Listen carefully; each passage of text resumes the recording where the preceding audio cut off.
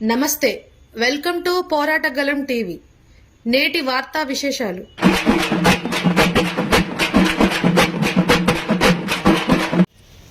ఈనాటి ఆనాపురం హవేలీ ఏరియా మహాసభకు విచ్చేసినటువంటి జాతీయ సమితి సభ్యులు ఆరం హేమంతరావు గారు, అదేవిధంగా జిల్లా సహాయ కార్యదర్శి దండి సురేష్ గారు, రాష్ట్ర సమితి సభ్యులు జమ్మూ జితేందర్ గారు.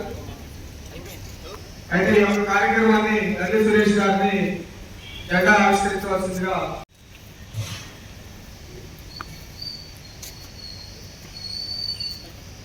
కొంచెం దగ్గర జరగదండి, దగ్గర జరగండి జరగండి జరగండి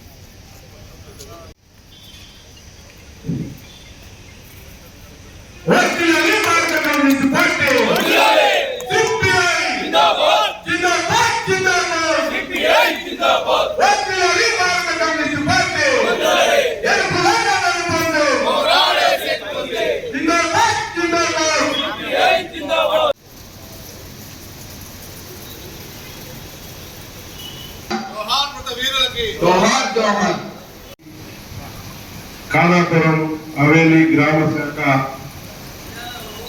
మహాసభ అధ్యక్షులు కమల్ నారబాల రామకృష్ణ గారు, వేదిక మీద ఉన్నటువంటి మన జిల్లా పార్టీ సహాయ కార్యదర్శి కమల్ సురేష్ గారు, కమల్ జితేందర్ రెడ్డి గారు, జానమియా గారు, గోవిందరావు గారు, మన ఏలూరు గాంధీ గారు, కాటి వెంకటేశ్వర గారు, తమ్మిశెట్టి గారు, వరద నరసింహరావు గారు, ప్రియమైన కామెంట్స్. మనం ప్రతి 3 సంవత్సరాలకు ఒకసారి గ్రామ స్థాయి నుంచి మండల, జిల్లా, రాష్ట్ర, జాతీయ మహాసభలు నిర్వహించుకోవటం మనకు ఆనవాయితీ. ఈ మహాసభల్లో మనం ఈ 3 సంవత్సరాల కాలంలో మన పార్టీ నిర్వహించినటువంటి కార్యక్రమాలు, అదేవిధంగా కార్యక్రమాలు రూపొందించుకుంటాం. దాంట్లో భాగంగానే రేపు జూలై నెలలో మన జిల్లా మహాసభలు, ఆగస్టులో రాష్ట్ర మహాసభలు, సెప్టెంబర్లో జాతీయ మహాసభలు జరుగుతాయి. ఇవాళ ఈ హవేలీ మహాసభ సందర్భంగా ఇంకొక సందర్భం కూడా, ప్రత్యేక తెలంగాణ రాష్ట్రం ఏర్పడినటువంటి రోజు జూన్ 2వ తారీఖు. మనం కూడా ప్రత్యేక తెలంగాణ రాష్ట్రం కావాలని జరిగినటువంటి పోరాటంలో మన కమ్యూనిస్ట్ పార్టీ కూడా ఒక కీలకమైనటువంటి పాత్ర నిర్వర్తించింది. అనేక మంది విద్యార్థులు, యువకులు రక్త తర్పణ చేసినటువంటి ఫలితంగా తెలంగాణ రాష్ట్రాన్ని సాధించుకుంది. ఇవాళ సాధించుకున్నటువంటి తెలంగాణ రాష్ట్రంలో పరిస్థితులు ఏ విధంగా ఉన్నాయో మనం ఇప్పుడు ఒకసారి మాట్లాడుకోవాల్సిన అవసరం ఉంది. ఎందుకంటే రాష్ట్రం ఏర్పడినటువంటి నేపథ్యం, ఉమ్మడి రాష్ట్రంలో తెలంగాణ ప్రాంతానికి విద్య, ఉద్యోగాలు, ఉపాధి, సాగునీటి ఈ రంగాల్లో అన్యాయం జరుగుతుందనే ప్రజలు ప్రత్యేక రాష్ట్రం కోరుకుంది. భౌగోళికంగా రాష్ట్రం ఏర్పడటం కాకుండా, ఏర్పడితే ఈ ప్రజల యొక్క ఏమి ఆశిస్తున్నారో ఆ ఆకాంక్షలన్నీ నెరవేరుతాయని ఆనాడు పోరాటంలో అనేక మంది ప్రాణాలు కూడా త్యాగం చేశారు. కానీ తెలంగాణ రాష్ట్రం ఏర్పడిన తర్వాత 9 సంవత్సరాలు టీఆర్ఎస్ పరిపాలన జరిగింది. ఈ 9 సంవత్సరాల కాలంలో టీఆర్ఎస్ పరిపాలనలో ప్రజల ఆకాంక్షలు ఏమి నెరవేరలేదు. ప్రజల ఆకాంక్షలకు భిన్నమైనటువంటి పరిపాలన ప్రభుత్వం చేసింది. కుటుంబ పరిపాలన, మొత్తం రాష్ట్రాన్ని, తెలంగాణ రాష్ట్రం ఏర్పడినాడు మిగులు రాష్ట్రంగా ఉన్నటువంటి తెలంగాణ అప్పుల రాష్ట్రంగా తయారు చేశారు. అవినీతి, కుటుంబ పరిపాలన వీటికి పరిమితమై ప్రజల ఆకాంక్షలు నెరవేరినటువంటి కారణంగానే మళ్ళీ ఆ ప్రభుత్వాన్ని గద్దెదించి కొత్త ప్రభుత్వాన్ని ఏర్పాటు చేసింది. మరి ఈ ప్రభుత్వం కూడా ప్రజలకు అనేకమైనటువంటి హామీలు ఇచ్చారు. అవి కొంతవరకు అమలు చేశారు, ఇంకా అమలులో తాత్సారం చేస్తున్నారు. ఇవాళ ఏదేమైనా మనం ప్రత్యేక తెలంగాణ రాష్ట్రం దేనికోసం అయితే మనం కావాలని కోరుకున్నాము, ఆకాంక్షలు నెరవేరేంత వరకు కూడా కమ్యూనిస్ట్ పార్టీ నాయకత్వంలో భవిష్యత్తులో ఈ తెలంగాణ రాష్ట్ర అభివృద్ధి కోసం, తెలంగాణ రాష్ట్ర ప్రజలు ఎదుర్కొనేటువంటి ఉపాధి, సాగునీటి రంగం, వీటన్నిటి పరిష్కారం కోసం భవిష్యత్తులో మనం పోరాటాలు చేయాలి. ఇవాళ ప్రధానంగా మన పార్టీ ఆవిర్భవించి 99 సంవత్సరాలు పూర్తి చేసుకుని 100వ సంవత్సరంలోకి అడిగింది. ఇప్పుడు 100 జయంతి కార్యక్రమాలు కూడా మనం నిర్వహించుకుంటాం.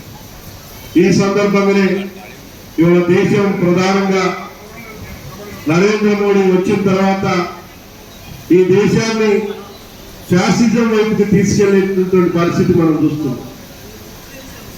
నరేంద్ర మోడీ అనుసరిస్తున్న విధానాలన్నీ కూడా కార్పొరేట్లకు అనుకూలమైనటువంటి విధానాలను అవలంబిస్తున్నారు.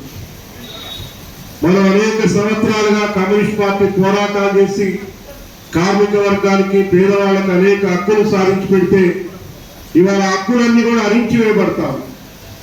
మొత్తం కార్మిక వర్గం పోరాడి సాధించుకున్న చట్టాలన్నింటినీ తీసేసి 4 లేబర్ కోడ్ పెట్టి వాళ్ళ కార్మికులకి భద్రత లేకుండా, లేకపోతే కొత్త ఉద్యోగ అవకాశాలు లేకుండా మొత్తం కూడా ప్రభుత్వ రంగాన్ని మొత్తం కార్పొరేట్లకి కట్టబెడుతున్నటువంటి పరిస్థితి మనం చూస్తున్నాం.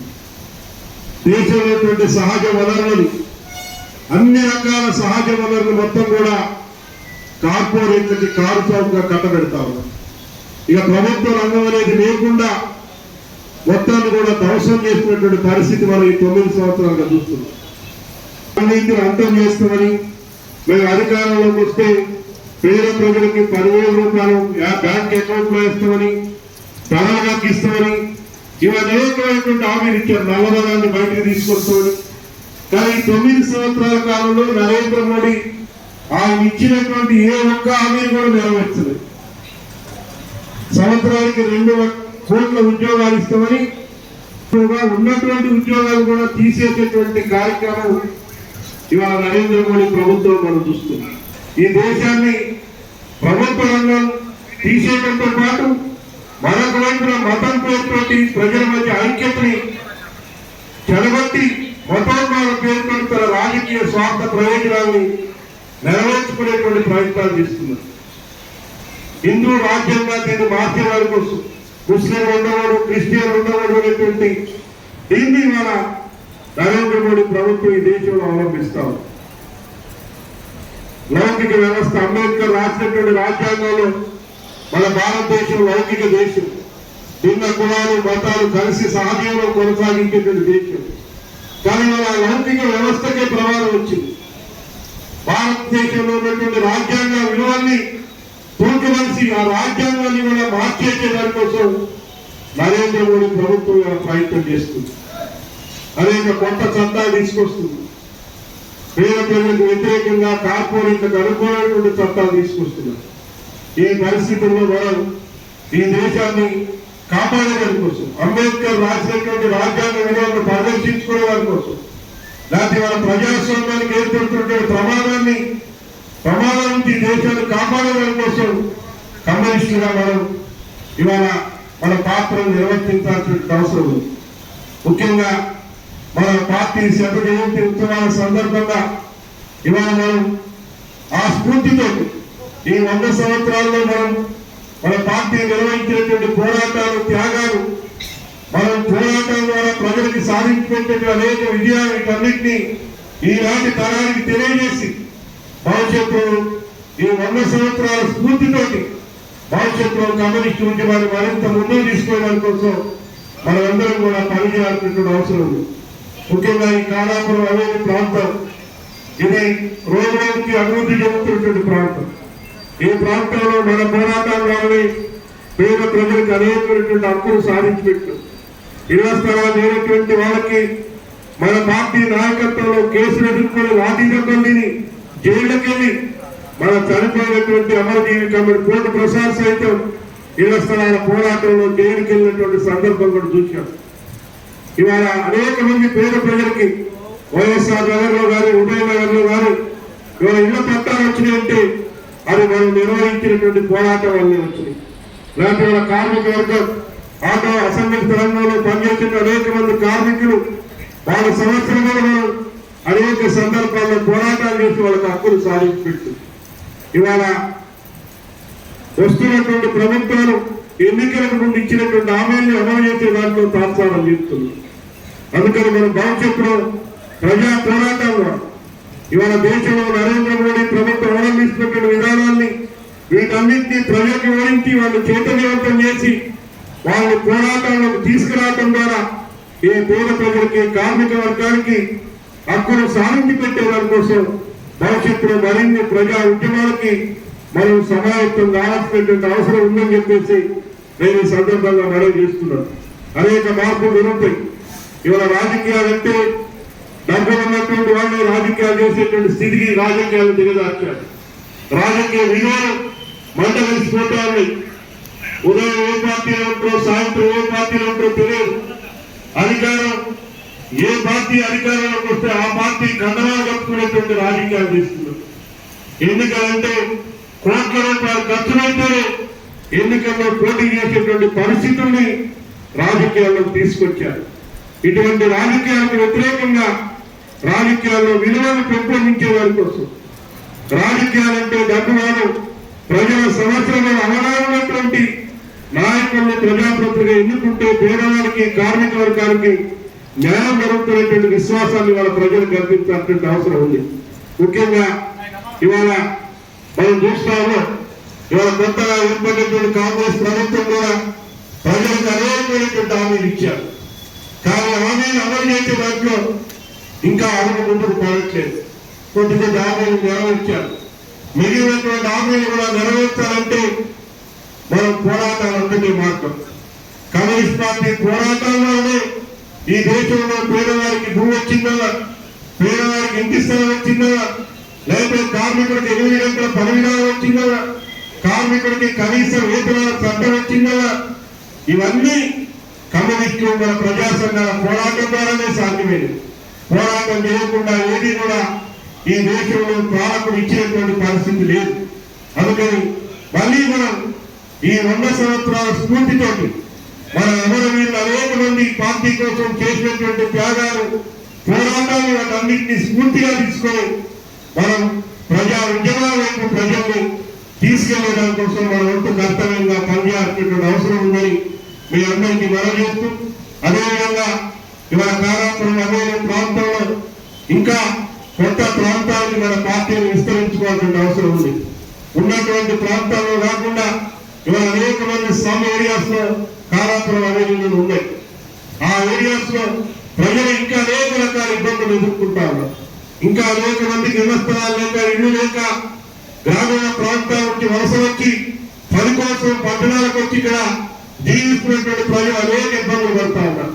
కొత్తగా విలీనమైనటువంటి గ్రామ పంచాయతీలో కూడా అనేక సమస్యల వల్ల ఉన్నటువంటి పరిస్థితి మనం చూస్తున్నాం.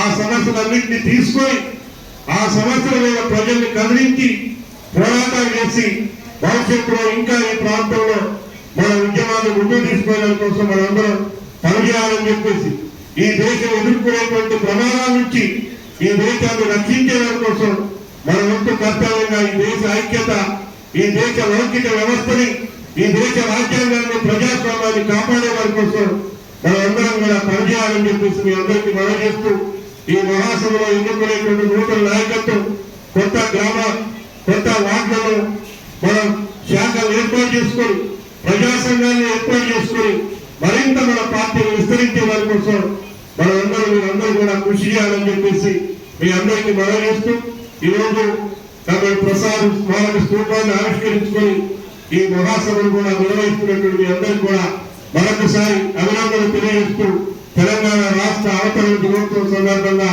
శుభాకాంక్షలు తెలియజేస్తూ సెలవు తీసుకుంటాం. రాష్ట్ర జిల్లా నాయకత్వం, ఈ మహాసభకు ఇచ్చేసినటువంటి పార్టీ సభ్యులందరికీ మొదటగా అనేకమైనటువంటి విషయాలు చెప్పారు. ఈ రోజున ప్రజలు అనుభవిస్తున్నటువంటి హక్కులు, వచ్చినటువంటి చట్టాలు అనేది మన పోరాట ఫలితంగా వచ్చినటువంటి చట్టాలు. ఈ చట్టాలను నిర్వీర్యం చేయడం కోసం అధికారంలో ఉన్నటువంటి పార్టీలు ఈరోజు ప్రయత్నాలు చేస్తా ఉన్నాయి. కార్మిక చట్టాన్ని ధ్వంసం చేసే వైపు ప్రయత్నాలు చేస్తా ఉన్నాయి. వీటికి వ్యతిరేకంగా పార్టీ శత ఉత్సవాల సందర్భంగా ఈ 100 సంవత్సరాల ప్రస్థానంలో సాధించినటువంటి హక్కులను నిలబెట్టుకునే దాని కోసం మరొకసారి మనం పోరాటానికి సన్నద్ధం కావాలి. ఆ పోరాటాన్ని విజయశీలంగా నిర్వహించాలా. ఆ పోరాటంలో ప్రజల్ని భాగస్వామ్యం చేయాలి. పార్టీ చరిత్రని పోరాటాన్ని వాళ్ళ ప్రజల్లోకి తీసుకెళ్లాల్సినటువంటి అవసరం ఉంటుంది. అదే సందర్భంలో ఈ 100 సంవత్సరాల కాలంలో శతాబ్ది ఉత్సవాలు జరుగుతున్నటువంటి నేపథ్యంలో మన పార్టీ నిర్మాణాన్ని, మన పార్టీ బలాన్ని, మన పార్టీ బలహీనతల్ని సమీక్ష చేసుకోవాల్సినటువంటి అవసరం ఉంది.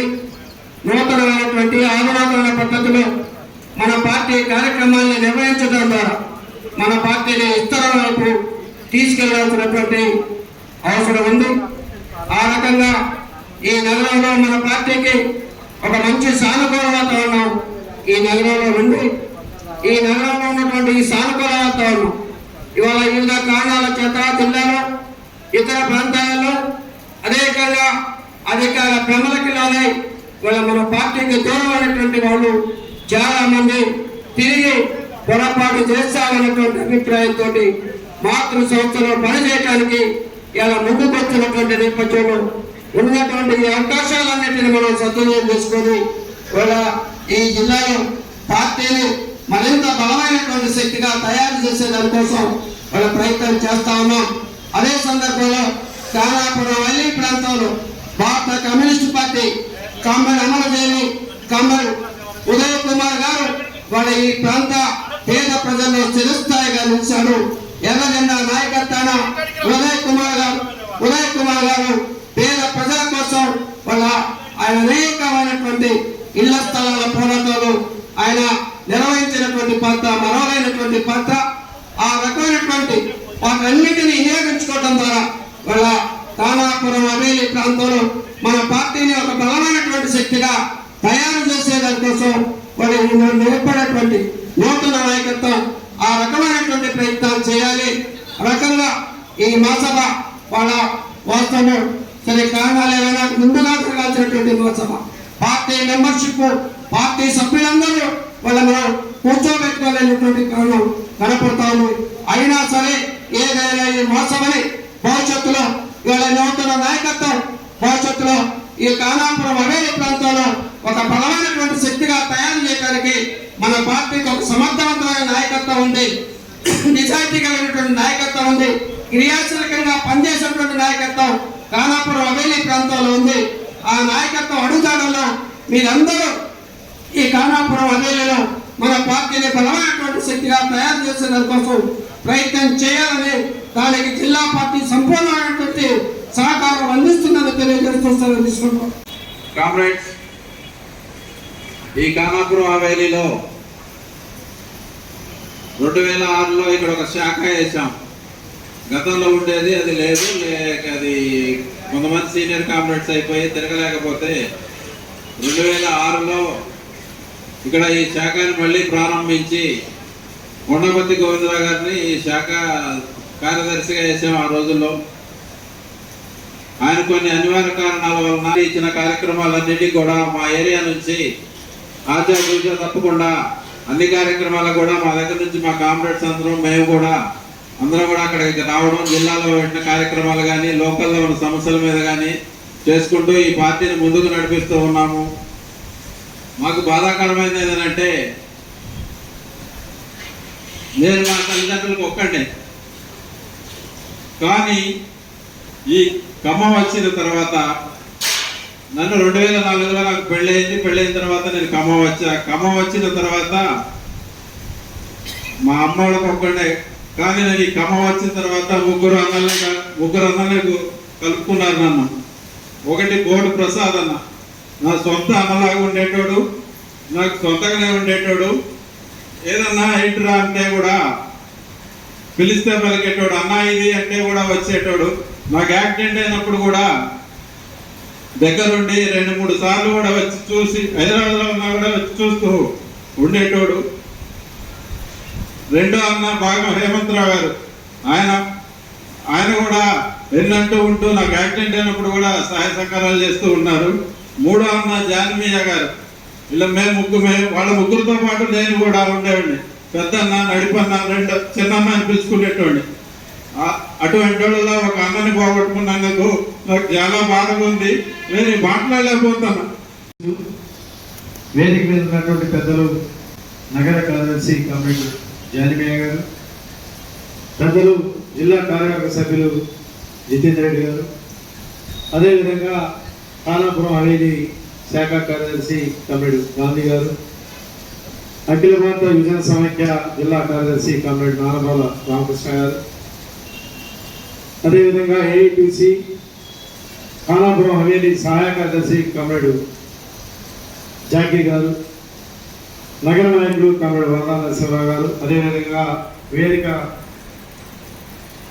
ఈ యొక్క మహాసభకు ఇచ్చేసినటువంటి మహిళా సమైక్య నాయకురాలు, జిల్లా కార్యవర్గ సభ్యులు లతాదేవి గారు, అలాగా ఖానాపురం హవేలీ శాఖ ఏ రకంగా ఏర్పడదనేది కమిటీ గాంధీ గారు మీకు వివరించడం జరిగింది. గతంలో ఈ ప్రాంతంలో ఎక్కడి నుంచో వచ్చినటువంటి వాళ్ళందరినీ ఒక వేదికపైకి తీసుకొచ్చి ఈ యొక్క శాఖని ఏర్పాటు చేయడం జరిగింది. అదేవిధంగా ఈ యొక్క శాఖ ఏర్పాటుకు ముఖ్యంగా ఈ ప్రాంతంలో ఉండేటువంటి ఆటో వర్కర్స్ యూనియన్ కాంగ్రెస్ అంతా సహకరించి ఈ శాఖని బలోపేతం చేయడం కోసం వారు ప్రయత్నం చేశారు. ముందుగా మమతా ఏరియాలో ఏర్పాటు చేసినటువంటి ఆటో యూనియన్ ఆ ప్రాంతంలో ఫస్ట్ ఆ యొక్క ఆటో యూనియన్లో తిరిగినప్పుడు కమిటీ జాగీర్ గారు కొంతమంది కలిసి అక్కడ పరిచయం ఉండేవాళ్ళు, అంతా జాన్మీ అన్న మేమంతా కూడా పోవడం జరిగింది. ఆ రకంగా ఈ ఖానాపురం హవేలీ శాఖ ఏర్పడి, అదేవిధంగా ఇక్కడ మనం అంత బలంగా లేకపోయినా పోయినటువంటి హవేలీ ఎన్నికల్లో మనం ఒక రకమైనటువంటి పోటీ ఇచ్చి అతి స్వల్ప మెజార్టీతో కొన్ని వార్డు ఓడిపోయాం, ఒక వార్డు గెలిచాం. దాని తర్వాత కమిటీ గాంధీ గారు ఈ యొక్క శాఖను భుజాన వేసుకుని నిజంగా ఇందాక చెప్పినటువంటి అది నిజమే. ఎందుకంటే కమిటీ కోడి ప్రసాద్ అన్న, హేమంత్ రావు అన్న, జాన్మయ్య గారు నిజంగా అందరితో అదే పద్ధతిలో ఉంటూ ఒక రకంగా నిజం ఏ వచ్చినా ఈ ప్రాంతంలో కొంతవరకు ఈ హవేలీ శాఖ అనేది నగరంలో ఒక ప్రాంతం, ఈ ప్రాంతంలో కూడా మనం ఉండాలి. కాబట్టి ఎప్పుడైనా అక్కడ మన ఈ ప్రాంతంలో ఫస్ట్ మన ఉదయ్ కుమార్ గారు వారి యొక్క సహాయ సహకారంతో మనం ఆ రోజున ఈ యొక్క పార్టీ ఆఫీస్ ఏర్పాటు చేయడం జరిగింది. అదే స్ఫూర్తితోనే అక్కడ ఎప్పుడు చూసినా గాంధీ, అదేవిధంగా రామకృష్ణ, వీళ్ళంతా వీరితో పాటుగా కొంతమంది కూర్చొని ఈ ప్రాంతంలో ఎప్పుడు చూసినా జనంతో ఉండే విధంగా ఉంటూ నిజమే ఏది వచ్చినా కానీ వెన్నంటుగా ఉండే నడిపించేవాళ్ళు. అదే పద్ధతిని ఆయన ఊహించుకొని బాధపడటం జరిగింది.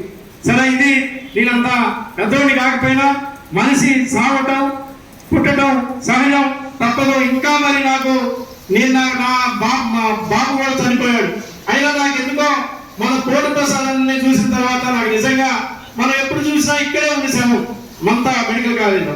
నాకు ఎందుకో ఇక అది పోయింది.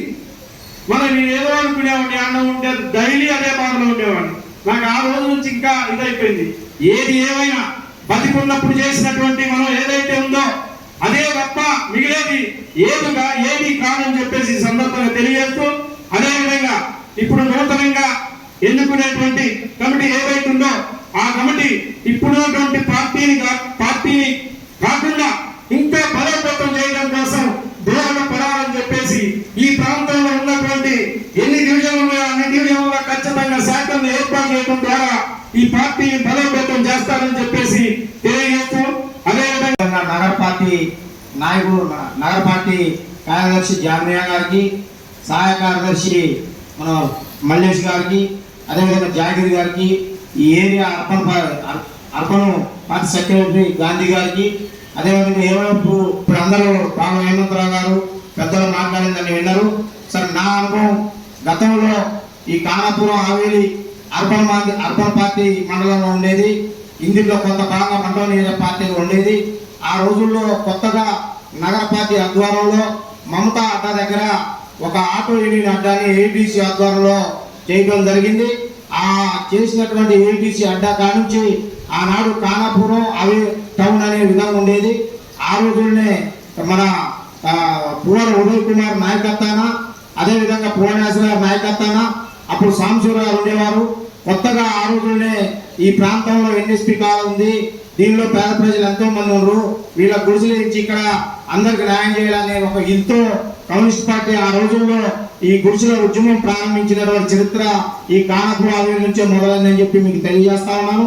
దానిలో భాగంగానే ఆ రోజు టౌన్ పార్టీ సెక్రటరీ సలాం, అర్బన్ పార్టీ సెక్రటరీ జామియా వీరిద్దరు ఈ గుడిసెల కోసం నాది అర్బన్ నాది ఖమ్మం అని ఈ ఏంచిన గుడిసెల కాడ ఒక వివాదం జరిగేది.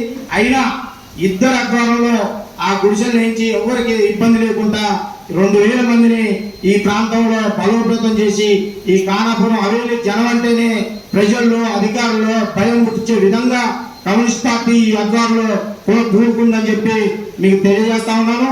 అదేవిధంగా రాబోయే కాలంలో కూడా ఈ యొక్క ఏరియాలో కమ్యూనిస్ట్ పార్టీని ఎక్కువ ఉత్తేజపరిచి ఈ యొక్క కమ్యూనిస్ట్ పార్టీని బలోపేతం చేయాలని చెప్పి మీ అందరూ తెలియజేసుకుంటూ మనకు చిన్న విన్నపం మనందరికీ మళ్ళా ఈ సభాముఖంగా నేను చెప్పదలుచుకున్నాను. ఏంటంటే గతంలో తెలంగాణ ఉద్యమం వచ్చిన తర్వాత తెలంగాణ ఉద్యమం కోసం పోరాడినటువంటి తెలంగాణ ఉద్యమకారుల కోసం ఈనాడు ఉన్నటువంటి కాంగ్రెస్ పార్టీ ఇచ్చిన పథకాల్లో ఒక పథకం ఉంది. అది తెలంగాణ ఉద్యమకారులకు అమలులోని వారికి ఇళ్ల స్థలం పింఛను ఇస్తామని చెప్పి ఈ కాంగ్రెస్ పార్టీ చెప్పింది. దానిలో భాగంగానే నేను పది ఒక్క మహాసభలో దీన్ని నగర కార్యదర్శి గారు తెలియజేస్తా ఉన్నాను. దీని మీద అర్బన్ మండలం కావచ్చు, టౌన్ కావచ్చు, నగర పార్టీ కావచ్చు, జిల్లా పార్టీ కావచ్చు, దీని మీద ఒక ప్రత్యేక దృష్టి పెట్టి ఎవరైతే తెలంగాణ ఉద్యమం కోసం పోరాడి విద్యార్థులు కావచ్చు, కార్మికులు కావచ్చు, రైతాంగం కావచ్చు, ఎవరైనా తెలంగాణ సాధించుకున్న దాంట్లో మనందరం భాగస్వాములై వారికి అమరులైన వాళ్ళందరికీ ఉద్యమకారులందరికీ జైలుకు పోయినటువంటి వారందరికీ ఖచ్చితంగా న్యాయం చేయాలని చెప్పి కమ్యూనిస్ట్ పార్టీ ఆధ్వర్యంలో ఆనాడు తెలంగాణ రాష్ట్ర ఉద్యమం కోసం ప్రత్యేక తెలంగాణ కోసం మనమే ముందుండి ఈ యొక్క ప్రత్యేక తెలంగాణ కావాలని కమ్యూనిస్ట్ పార్టీ పోరాడినటువంటి చరిత్ర మనకుంది. ఈ రోజు ఈ ఖమ్మం జిల్లాలో 3 మంత్రులు ఉన్నారు మనకి. ఈ మంత్రివర్గం వారికి మంత్రులు కూడా ఒక్కసారి మీరు ఆలోచించాలి. ఈ ఉద్యమకారులు ఉండి ఈ ఉద్యమం ద్వారా తెలంగాణ సాధించుకున్నాం కాబట్టి మీరు ఈ రోజున ఈ తెలంగాణ రాష్ట్రంలో మంత్రులై స్వేచ్ఛ పేద ప్రజలకు పనిచేయడానికి కోరుకున్నారు.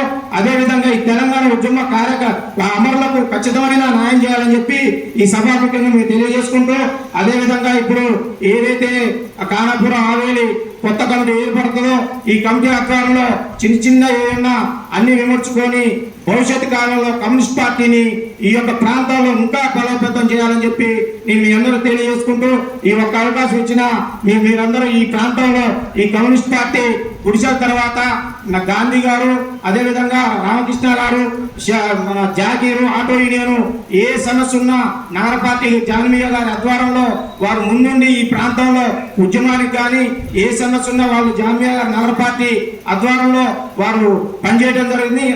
అట్లా కాకుండా భవిష్యత్తు కాలంలో కూడా ఇంకా మరింతగా చురుగ్గా మనసులో ఏదున్నా తీసేసి నగర పార్టీ ఆధ్వర్యంలో మీరు ఖచ్చితంగా ఉద్యమాలకు ముందుండి అన్ని రకాల ఈ పార్టీని ముందు తీసుకోవాల్సిందిగా మీ అందరూ కోరుకుంటూ ఈ చిన్న అవకాశం ఇచ్చిన రెండింటిలో కొంత మేరకు విజయం సాధించామనే తరుణంలో మన మిత్రపక్షాలు అందులో ఉన్నటువంటి ఒకటి ఓటుని వాళ్ళు న్యాయం చేసి వాళ్ళు గెలవడం జరిగింది. ఒకటి మాత్రం మనం గెలిచాం సక్సెస్ గా. ఒకటి రేసు వెంకటరమణ గారు గెలిచారు. ఆనాటి నుండి కూడా హవేలీలో ఉన్నటువంటి అనేక సమస్యల మీద ఒకరున్నా ఇద్దరున్నా ఏదో ఒక విధంగా మనం అధికారుల దృష్టికి తీసుకెళ్లడం జరిగింది.